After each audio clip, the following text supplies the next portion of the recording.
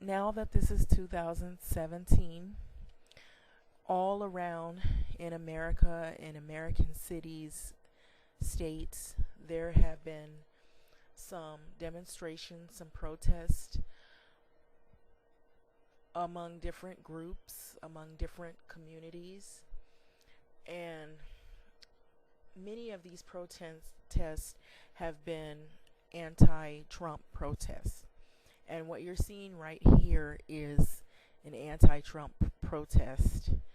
And you see them with signs and it says "Not my president." So there's been a lot of violence, there's been a lot of frustration, there's been a lot of fear, there's been hate crimes that even before Donald Trump was even elected, it's been leading up to a really, really bad situation where people feel uncomfortable, they feel uneasy, they feel untrusting, they don't feel like this is really a welcoming country for all.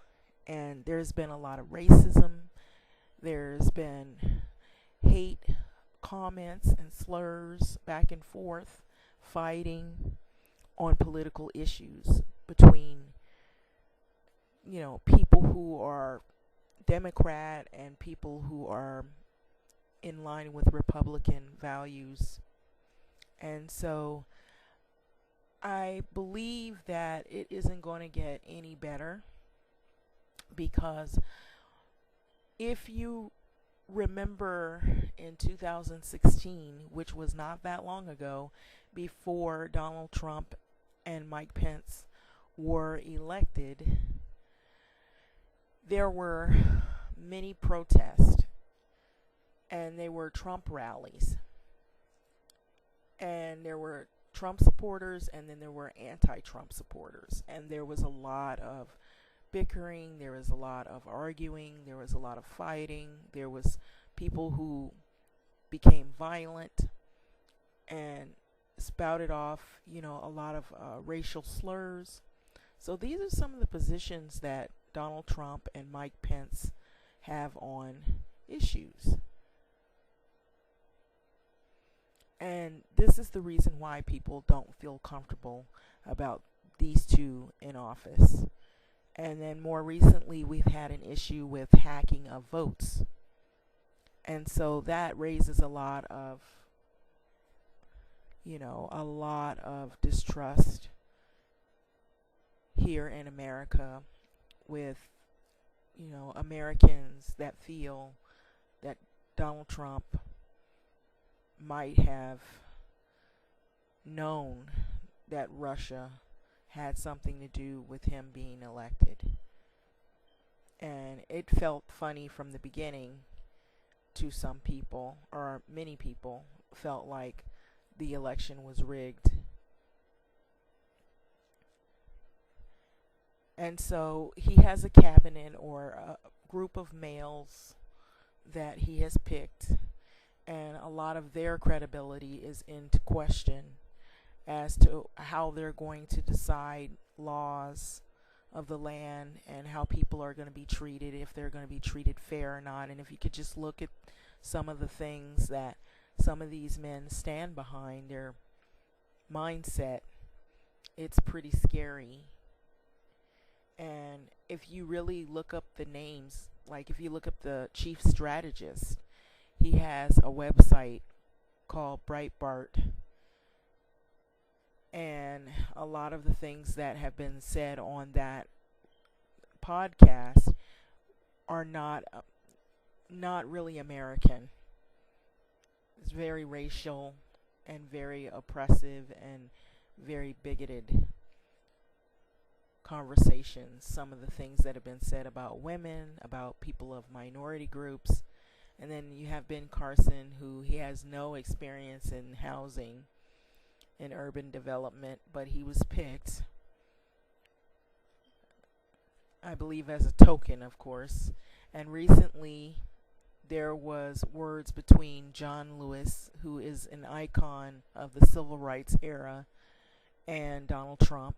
And because of the Russian hacking and a lot of the discord and a lot of the frustration with the American people not feeling comfortable about Donald Trump and how he was put in, or how he's about to be inaugurated and put into office, it feels like something isn't right. So John Lewis made the comment that he did not feel that Donald Trump was a legitimate president, and he kind of left it at that.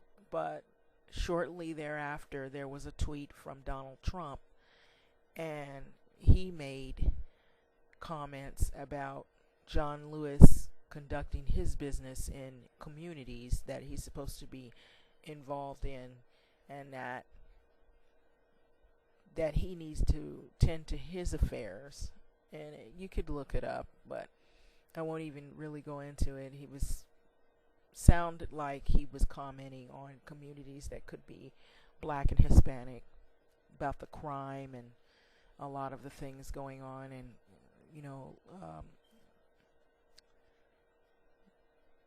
inner cities, communities. And this is a John Lewis, and this was about the Orlando ordeal.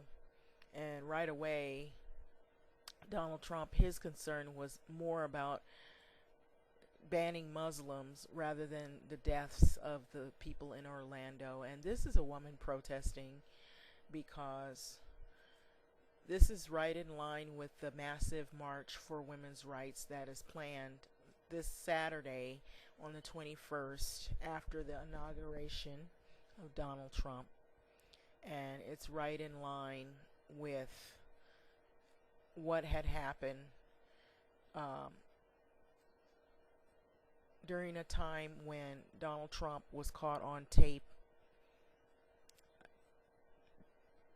It talks about him being caught on tape, and I'll go more into that in a minute. But if you take a look at some of the emotions that have been running high, this was during a time when they had the Trump rallies and emotions were running high.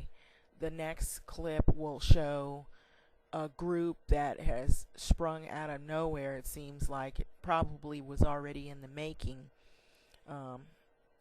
based on Breitbart podcast and some of the other hundreds of radio and online forums that are pretty much like hate groups. They say it isn't. They say it's more political, but it sounds more bigoted and racist, some of these groups. And this is the alt-right. And you can look that group up and what they stand for. But if you look at what they're doing in gesture, it's the same as what Hitler did when he saluted a Hail Hitler sign, and others saluted along with him. And if you know anything about Hitler, he was pretty much a tyrant, and he led a real horrible historical event in history where there was Jewish Holocaust. And this is a Trump supporter. And if you see what is going on around in the American states all over, it has just caused a lot of social divide from every group. It just seems like it doesn't get any better. You see a lot of hate, you see a lot of bigotry, a lot of racism coming from out of nowhere. So as these clips roll on, you're going to see other protest signs of discord, people who are not in favor with Donald Trump. So President Donald Trump may be met with a massive protest on Washington just one day into his term. Activists are organizing a women's march on Washington for January 21st, 2017, the day after Trump is inaugurated, to demonstrate the disgust with the election of a man who has been repeatedly accused of sexual harassment and assault. More than 41,000 people have signed up to attend just 2 days after a group organized on Facebook.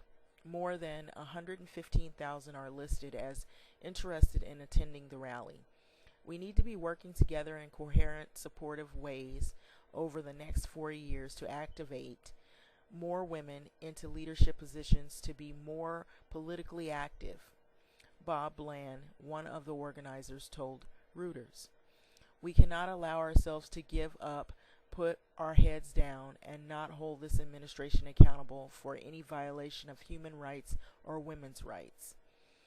Okay, so that's what the march is about. So you see there are protests everywhere, and attendee Lana Mayer wrote that we need to make clear that women will not allow this president-elect to deny or belittle hard-won rights. Peaceful demonstration and free speech are two of those rights. So please join us if you believe in democracy for a nation that seems to be filled with far too many who wish to replace it with hate, racism, sexism, demagoguery, and bigotry against those who have been victimized for far too many times and far too many years. Trump's treatment of women was a dominant campaign issue. The twice divorced New York City magnate insulted women based on their looks and caught on tape bragging about how stardom allows him to do anything he wants to women, prompting multiple women to come forward with allegations of harassment and assault once the hot mic scandal broke. Okay, so that's what the march is supposed to be in line with. And so you see here, this is in New York, his own place of business, where people out there are also protesting against his sentiment and some of the things that he's been saying at random. He just gets on Twitter and he spouts off a lot of anger, and a lot of things that come out of his mouth sound like he's not really going to make good decisions, not in favor of the people in America.